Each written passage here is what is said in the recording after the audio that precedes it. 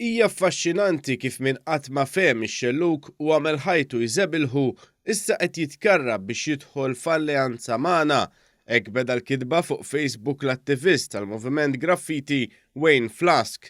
Dan bi kritika indirizzata lejn l-eks editur tal-Love in Malta Christian Pereġin u l-lum huwa l-magħżul ta' Bernard Grech biex jieħu ħsieb il-kampanja tal-Partit Nazzjonalista.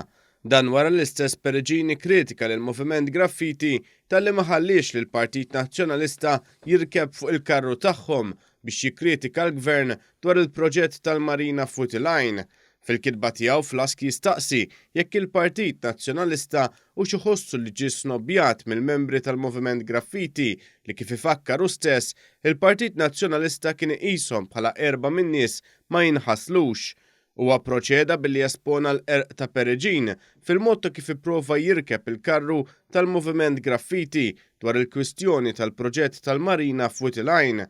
Dan fil-waqt li nnota kif il-Partit Nazzjonalista ma kienx konsistenti dwar dan il-proġett u bidel il-versjoni tiegħu kull kwarta.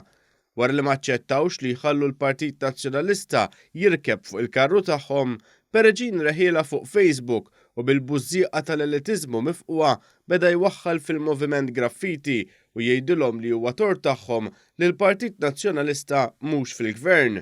Għal dan Flask wieġeb fil-kitba tiegħu u qallu kif il-Moviment Graffiti mhux lest jarmi l-indipendenza tiegħu biex jissieħeb ma' partit li ma jaqbel miegħu f'xejn.